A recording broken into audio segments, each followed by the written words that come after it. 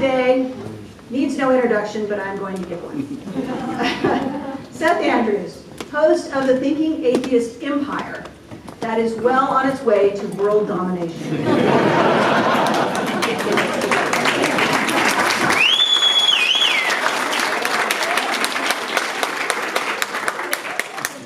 Seth is a broadcaster, a storyteller, author, activist, public speaker, and a longtime friend of the CFFC. You know him best as the opening or closing act for the Freethought Florida Conference. Save the date, March 14 through 16, 2025. Seth started the Thinking Atheist 15 years ago when he left the faith of his family and a successful career in Christian broadcasting. He was struggling to find an outlet and a way to participate in the atheist movement by, fostering reality over religion and to help others determine what is real and what is simply fiction. Seth loves the distraction of supernatural fiction. He ultimately encourages everyone to root their pursuit of the truth in reason and evidence and to pursue a personal relationship with reality. Seth lives in Oklahoma with his wife, Natalie, and his unofficial mascots, Linus, Gracie, and Cat. Only one of those three is a cat, by the way. He enjoys movies, sushi without tentacles, tennis, referencing Hitchhiker's Guide to the Galaxy, casual gaming, 80s music, piano by ear, and constantly flipping his pillow to the cool side. Please welcome Seth Andrews.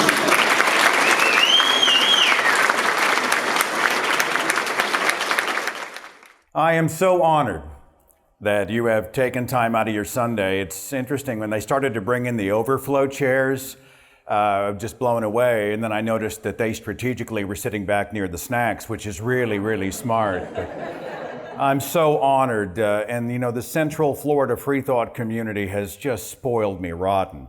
That's what today is about. Some people are like, free thinker, how arrogant are you? And I don't see it in an arrogant way. The idea of being able to think freely. Let's explore. Let's say why. Let's say what if. That's what I want to do today. I want to say why and what if, as we all think freely. From long ago, near the literal dawn of planet Earth, the Creator made man according to his own image, according to his will. And since that day, men have long gazed at the heavens and asked the question, why did you put my testicles there? Why? Honestly. This is just one of the problems I have with the intelligent design of my body and of the living and the non-living world, right? Now I'm going to come back to this specific design here in just a second. The Bible and its defenders continue to say that I am molded by the hand of a perfect God, right? I am the clay, he is the potter. I'm the work of his hand. Intelligently designed.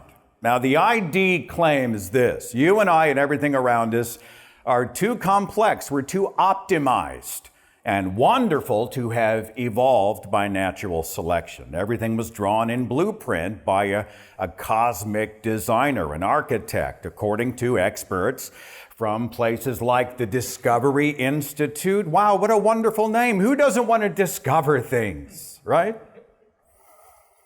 The Discovery Institute is not a science lab or science organization. It is not a legitimate research arm or entity.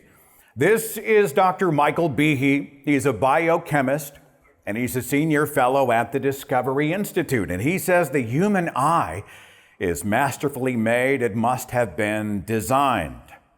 Strangely, Dr. Behe has scientifically developed prescription lenses for vision correction. All right, but his thing is that the eye is irreducibly complex, irreducible complexity. The irreducible complexity model works like this. A system has many distinct parts, all of which are necessary for the machine to work. Remove any single part, then it no longer functions properly. So I'm using the car engine analogy here, but Behe says the same thing about the human eye. Every part properly placed. If anything is removed or omitted, it just doesn't work properly. Dr. Stephen Meyer, he is another irreducible complexity guy, also a senior fellow at the Discovery Institute. He has written books like this one, Signature in the Cell, DNA and the Evidence for Intelligent Design. He's mentioned a theistic source. I wonder which theistic deity he is referring to.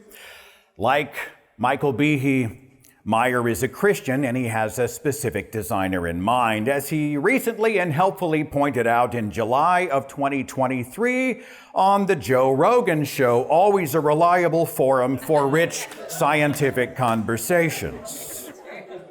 Anyway, Stephen Meyer, he says the wondrous coding of our DNA proves design. Mathematician and philosopher Dr. William Dembski, senior fellow at the Discovery Institute, again, design and irreducible complexity, also wearing glasses. And of course, we need to take a second and jump away from DI and play one of the classics, good old Ken Ham of Answers in Genesis. Ken Ham is actually irritated at the Discovery Institute because he says they are much too casually saying designer instead of saying creator, God, Yahweh, Jesus. DI often refers to a generic, kind of a faceless first cause instead of quoting the book of Genesis. Ken Ham wants the credit to go where it belongs. It's the perfect creator of a perfect creation. And never mind, he's got on glasses again. Okay, all right, sorry. The designer of the eye. As we gaze into the beautiful eyes of newborn babies, we see the master blueprint, don't we? Psalm 139:14 says, "For you are fearfully and wonderfully made, designed." But if we told that baby boy the details of his design, and the problems they would cause him in his lifetime, I suspect he would say, "What in the actual hell are you talking about? I want to register a complaint." I recently narrated the audio version of a book by Dr. Abby Hayford. She is a zoologist and human anatomy professor, and she wrote the book called The Not So Intelligent Designer, and she has some interesting observations about the design of things like the human eye.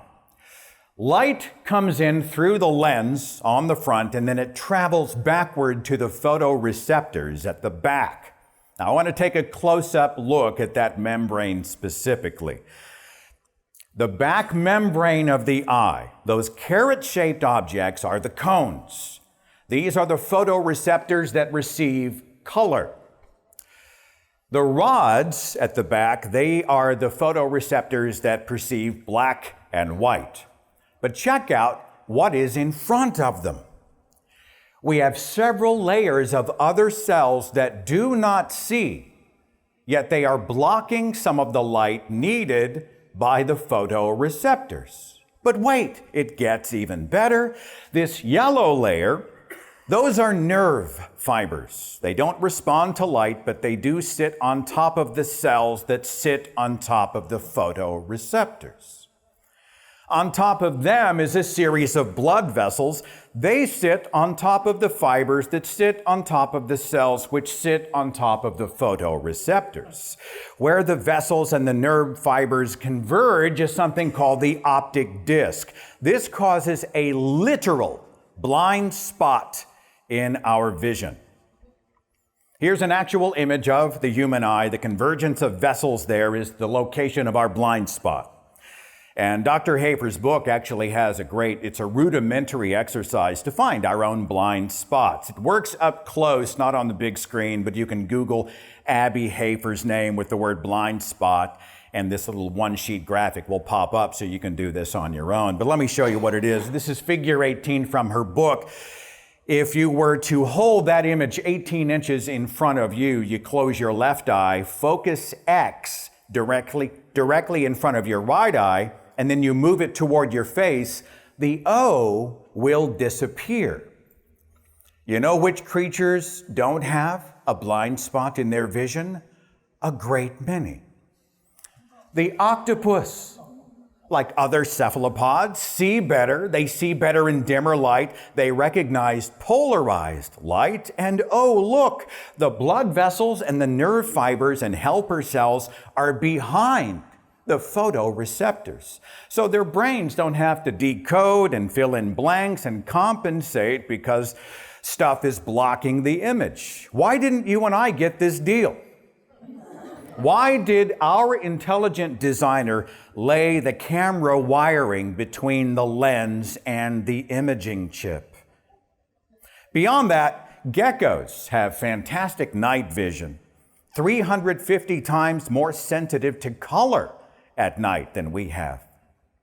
Eagles, they can see the ultraviolet spectrum with amazing focus and a distance vision of up to 2 miles. Wouldn't that come in handy in traffic during rush hour?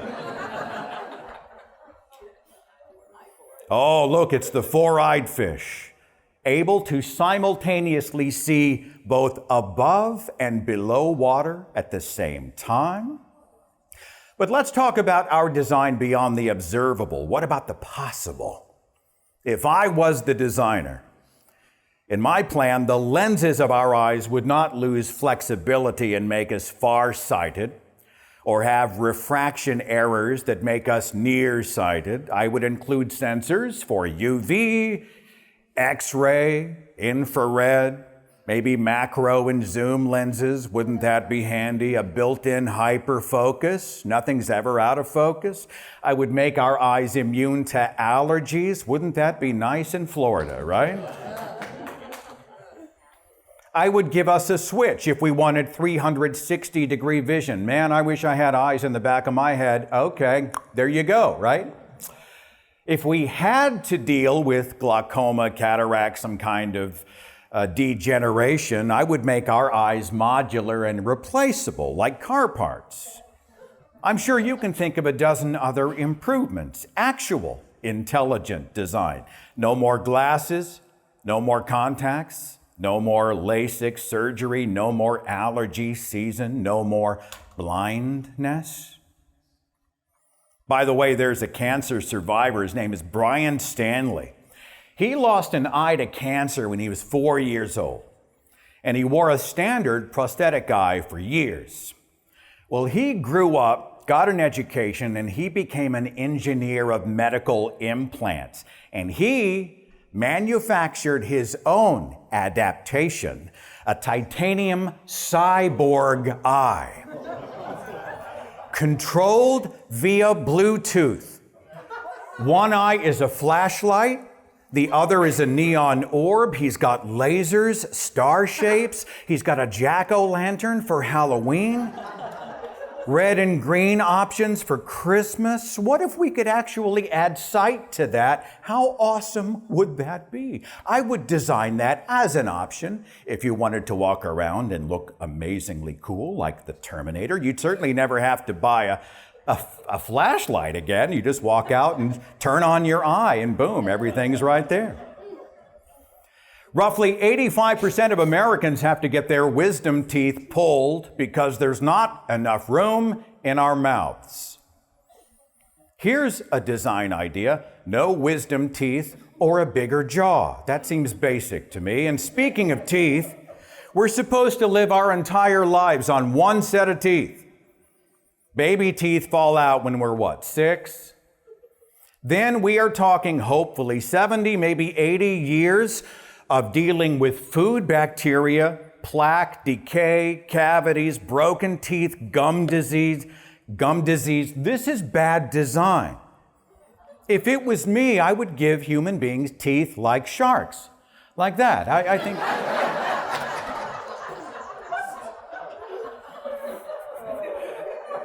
This Photoshop job always makes me laugh. I don't know why.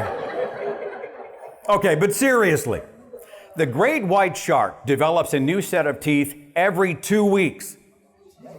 They just rotate them out of their mouth every couple of weeks. They have an endless supply of teeth that don't have time to accumulate plaque. If you chip one, it's gone in a few days. That seems a better design to me. Sharks and other ocean creatures have the ability to breathe underwater. Why don't we have that ability? We know it's possible. The African lungfish has gills for water, but they also have a modified swim bladder that acts like lungs, and they breathe air. Imagine in humans preventing more than 230,000 needless drowning deaths every single year, because if we were submerged in water, we would not drown. And speaking of breathing, I would not put the food pipe and the windpipe in the exact same spot. Who came up with this? 2 pipes and a flap thingy. What does that design flaw cost us in terms of human lives? 5,000 choking deaths a year in this country alone. Preventable. Here's a design complaint that I have. Either give me hair or don't give me hair. What the hell is that arm and leg shit? What is that?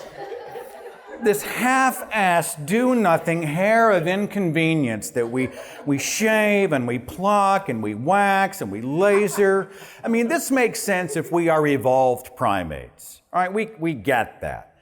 We actually have the exact same number of hair follicles on our bodies that chimpanzees do. Still, 2 to 5 million. It's just that our hairs are so fine, you cannot see the hairs in most cases. But right now, we're not talking evolution, we're talking design. A design that makes no practical sense. I would do better.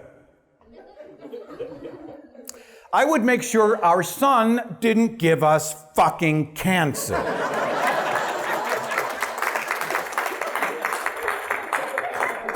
I will create a planet where their primary light source will kill them. This makes no design sense to me. In the United States, about 700,000 people are diagnosed with sun-related skin cancer every freaking year. Our source of natural light harms us. I would skip the creams and the sprays, and I would build the sunblock right into the design. I might even make it solar-powered. Imagine if you had a deadline, didn't have time for sleep, you're solar-powered, right? You could just keep on going till you're done. I would make DNA so genetic copy errors didn't produce a bunch of problems for us. Mutation mechanisms that cause cancer, Huntington's, ALS, hemophilia, and other terrible genetic diseases. Our genetic system doesn't minimize random mutations, random variations. It doesn't even work as well as a standard photocopier. When it copies, it also copies errors, and it does it over and over exponentially.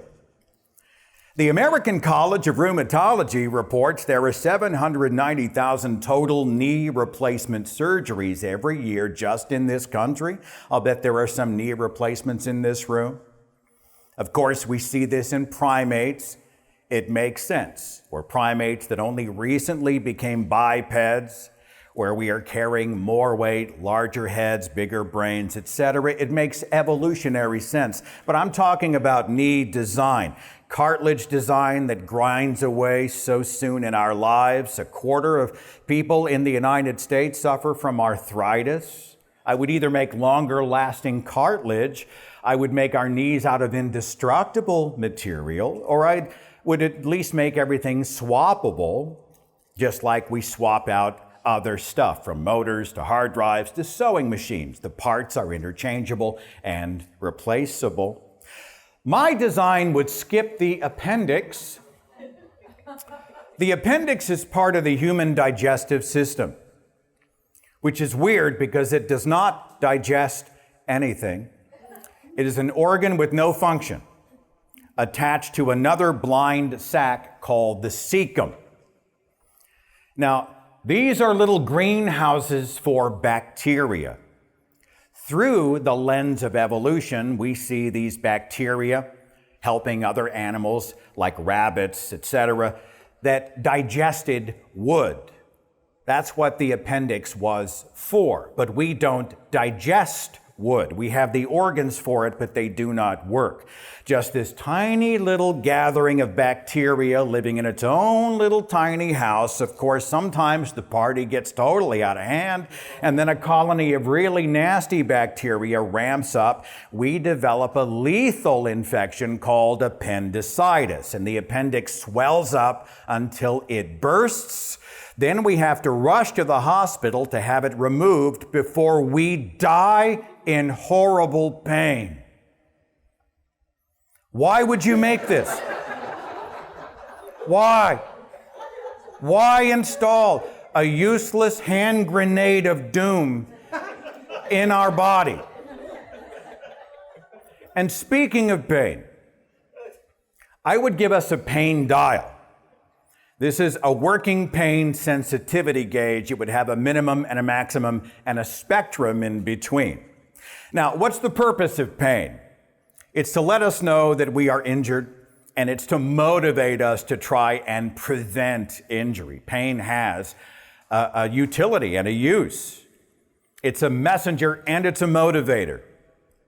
But once we feel that intense pain, sometimes agonizing pain, what's the point?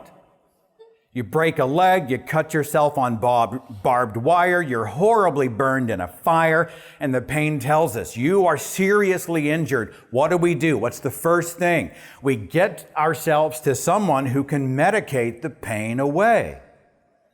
Why the middleman between us and our relief? Why lock people into misery and tears and screams when they already know they're injured? My intelligent design would be a misery reduction device built right into our bodies. Maybe it activates only after we get hurt to teach us a lesson so we don't get too reckless. And speaking of pain management, how about this little piece of heaven, the epidural? An invasive pain regulator most commonly used with childbirth, administered from the outside because we don't have pain prevention from the inside. Why do women need pain prevention in the delivery room? Because of a bad birthing blueprint. Please explain the intelligence of this scenario. I'm going to say enough here to make my point without being too graphic. But after 9 long months of pregnancy, let's deliver the baby's head through a circle of bone smaller than the baby's head. Both bodies are traumatized. You've got vaginal tears, nerve damage, muscle damage, damage to the pelvis floor, injury to the baby very often, including head trauma, dislocated limbs, bone fractures. Almost 280,000 women die in childbirth worldwide every year. That's 800 a day. That's a death every 2 minutes.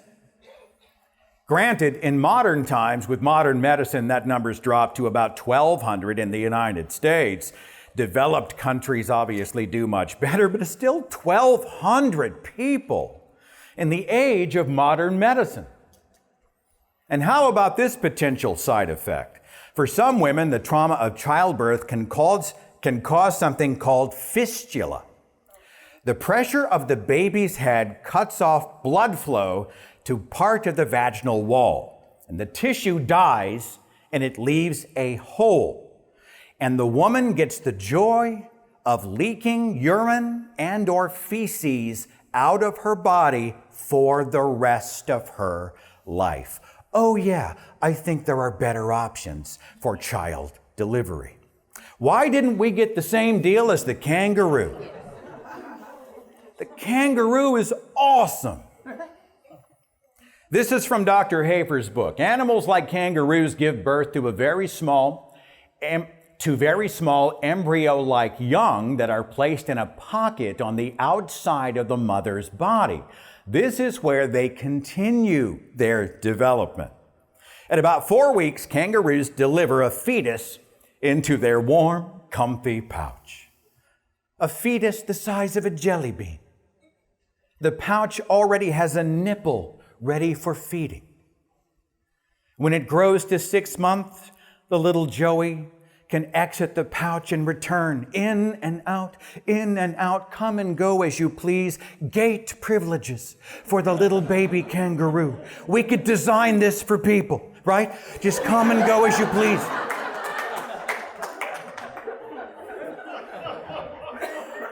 Deliver the fetus into an external pouch when it's as small as your fingertip.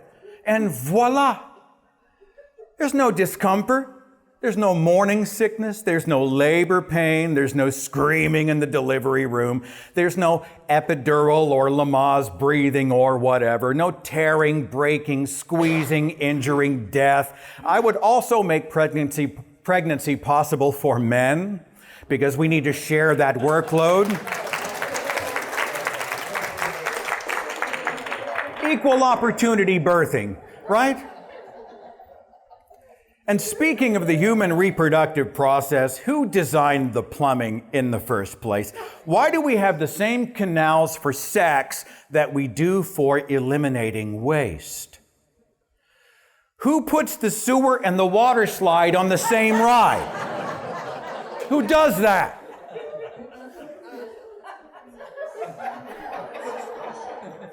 That is a visual you will never get out of your head, ever again. If I didn't want men to have foreskins, I would not have designed them with foreskins in the first place. I'd have our bodies expel excess calories the moment we hit our daily requirement. Wouldn't that be amazing? Eat what you want. Enjoy it. Everybody's slim and healthy and in good shape. Wonderful. I would build that in. Chocolate would be a diet food in my world. Sugar would not add pounds. It would not cause diabetes. Think of all the health problems we could avoid if our bodies were just food processors instead of food warehouses. I would make everyone both left and right-handed. Why do we have a dominant hand? What the hell? Why can I do everything with my right hand and I can barely hold a butter knife with my left hand? What kind of design is that? I would design us so we're not constantly forgetting things. What was his name? God, he just told me. Don't tell me you don't do that. I know you do it. Hi, what was your name? 5 minutes later, fuck. Where did I park? What's my password? What's that piece of information I just can't remember? It's stupid. Our home and business computers have comprehensive filing systems for quick, easy retrieval. Why not our minds? You need some info? The brain goes back, it grabs it. It is a Google Drive inside our skulls. That would be so very helpful in life. Like our personal computers, we could run antivirus programs, say goodbye to cognitive impairment, Alzheimer's disease, depression, etc. Optimize our drives, built in. I would give us the ability to regenerate severed limbs. According to the National Institutes of Health, over 57 million people globally are living with some kind of limb amputation that was caused by trauma. Then we need expensive external replacements made out of plastic, silicone, titanium. This guy, he got a better deal. The axolotl, he is a large salamander. He's also known as the Mexican walking fish. He has the ability to regenerate limbs or even its tail. With the regrown tail, it means regrowing the spinal cord, the backbone, and all of the muscles. We know it's possible.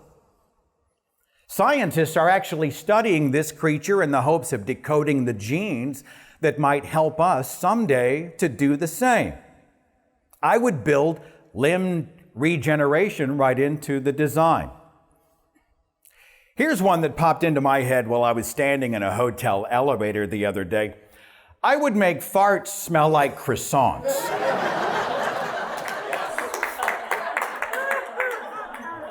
If we have to have farts, right? Fresh bread. Give me something good, tolerable at least. Beyond our human bodies, there's so much design in this world that makes absolutely no sense.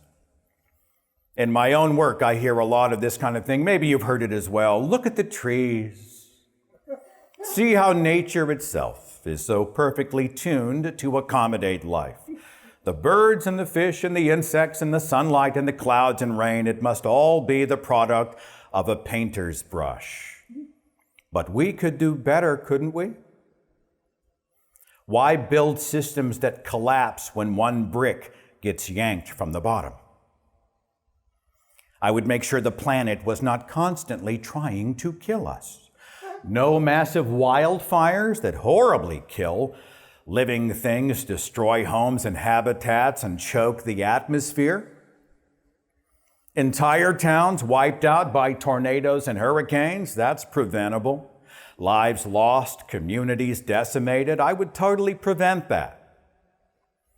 Volcanoes killing tens of thousands of people at a time with lava and heat and floods and pyroclastic flows. How many lives needlessly lost because this planet was designed with a boiling center? The Indian Ocean tsunami of 2004 killed 225,000 people in a day. My world would not allow for mass drownings. I think I could build a better design. 70% of the Earth's surface is ocean. It's uninhabitable for humans. 99% of the water on this planet is undrinkable. I would make all water livable and drinkable because I could. Under the surface of those waters, I would not create blind fish and then give them eyes. I would not make flightless birds and give them wings. And chickens are not the only ones that got hosed on this one. The ostrich, the kiwi bird, the penguin. Why tease them like this? Why almost kind of give them something that might work but not really sight? Why do that to the birds? I would prevent that. I would make sure that dogs lived 100 years. At least as long as we do, right? What a cruel joke. Cats, I'm not worried about. They're gods anyway. Cats are forever. I'm not worried about cats. I would not make ocean creatures that can drown. I'm sorry. I'm going to make you live in a body of water and allow you to drown. Someone tell me why that is intelligent design. I would not build a world where animals had to eat other animals, often while they are alive, to survive. Tremendously cruel, and it's not necessary. I could do better, you could do better. I would make meat veggie flavored, right? You could make them taste like deer and caribou and wild boar and, give them the same great taste and texture, proteins, vitamins, whatever your tiger needs to be happy and healthy without the terror and the trauma and the shredding and eating your food alive, right? And this could work for all animals, including the human animal. Just grow non-meat meat. Hey, honey, I'm going out back. I'm going to pick some prime rib in the garden there, some rack of lamb, everything's ripe and it's ready for picking. I would build that into my design. All gain, no pain. Perfect.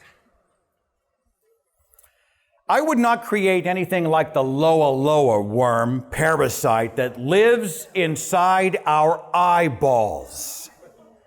Yes, I would skip this page on the blueprint.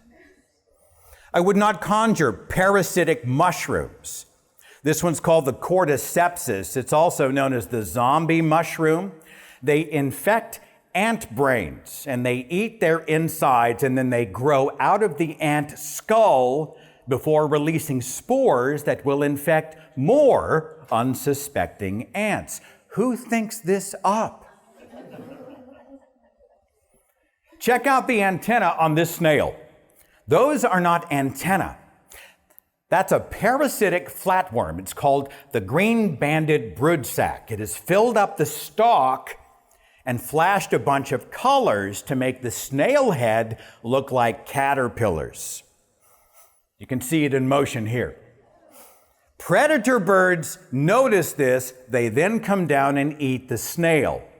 Then the parasite releases its eggs into the bird droppings so the eggs can hatch and infect other snails, and so on and so on. I would skip this one. I would probably skip flatworms altogether. Did you know that the giraffe has a laryngeal nerve connecting the brain and the larynx?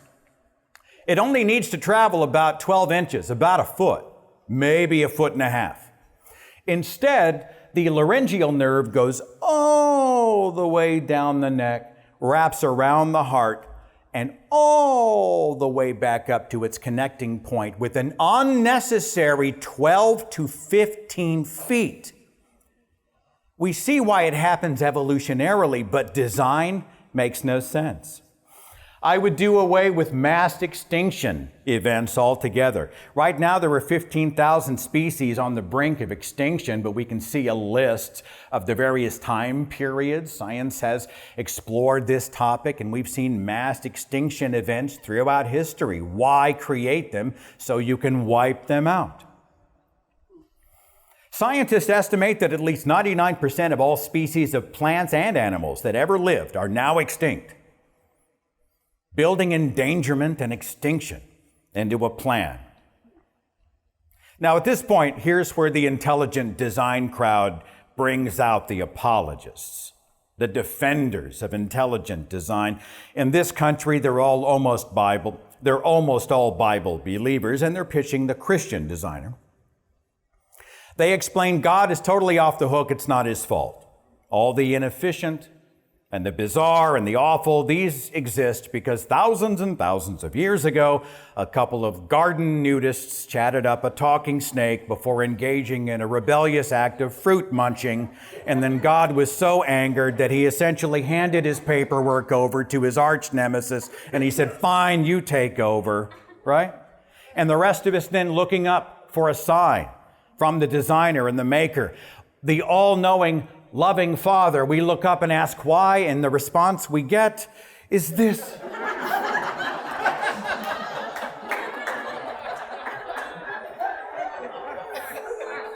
Oh, no, it's your fault, people. We were born sinners, so God got mad and he took his ball and he went home, essentially. We're the bad kids who broke the fine china. Things were so nice until you got unruly. And now we're supposed to walk the room with bare feet. And if we get cut, it's our fault. All subsequent injuries are our fault. When you think about human beings, you create imperfect creatures and then you punish them for acting imperfectly. It's the equivalent of throwing a live hand grenade into a nursery and blaming the infants when it goes off. Then there's the Mother Teresa claim that our suffering actually builds character. We glory in our suffering. In our weakness, he is strong. Character building. Intelligent design has a built-in allowance for pain and suffering and evil and ill because only against those great evils can God do his greatest good. It's more than just rationalization. I think it's just offensive. The designer proves his love and goodness through third-degree burns, flash floods, war, domestic abuse, child leukemia. I am sorry. Examples like those are what John W. Loftus rightly calls horrendous suffering, not just suffering. He published a book about this in 2021 where he effectively dismantles intelligent design as a character builder. He debunks claims about natural laws and free will, and he dismisses this excuse of mysterious ways. There is no scenario, none, where it makes sense for all of humanity to get constantly kicked in the balls. And if you will pardon my extremely awkward segue back to what I started with a few moments ago, I want to go full circle, okay? Back to my first complaint letter to the manager. I want to get technical about the testicle, all right? Here we go. Most of us know why human sperm production is housed outside the body. Our main body temperature is just too hot to achieve the necessary 3-degree drop for sperm production. The testes are kept separately in a pouch. This pouch is called the scrotum. It's also known as the scrotal sac. Another medical term for it is the wrinkle purse.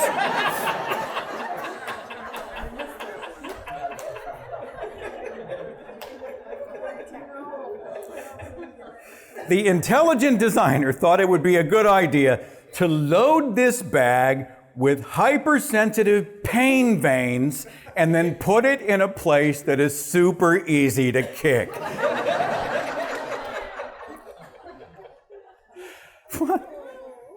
Other animals got a better deal. Frog testes are protected. They are way up inside the core of their bodies. I like the sound of that. Check out this option. Rats, mice, hares, guinea pigs, they can make their testicles external when it's time to reproduce, but when they are not needed for sperm production, they can retract them up into their bodies. Retractable balls. This is every man's dream.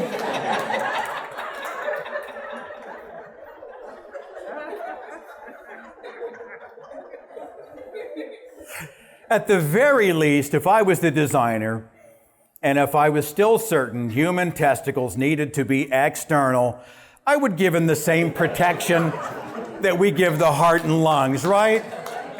Rib cage, ball cage. That is not unreasonable to ask for. With my final thought, I'm going to get all existential on you for just a second, okay? I want to comment on being alive as an imperfect, evolved creature and not intelligently designed. Those of us existing in an imperfect world. My body is laid out in its current form because I am an evolved higher primate, not designed, evolved. Yet despite all of the imperfections and all the challenges, I have come to the point in my life when I still see it as wonderful. Sometimes the perfect is the enemy of the good, right? And it's good to be alive. I'm not the center of all things. I haven't been spoon-fed my identity or destiny. My imperfectly evolved self may not go on and live eternally after death. Fine.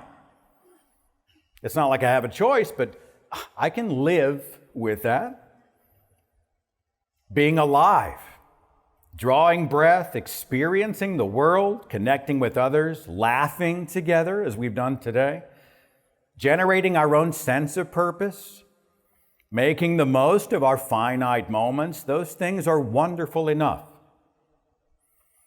In many ways, we get to be the designers. We've been talking about how science and research and ingenuity has solved many of our problems and made the impossible possible.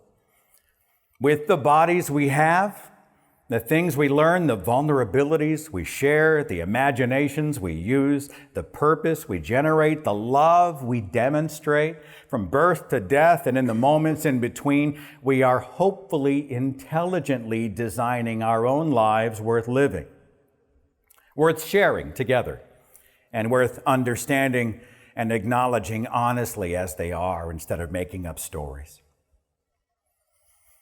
I give apologists more credit than they give themselves. I will bet each of these ID apologists could quickly and easily come up with their own improvements.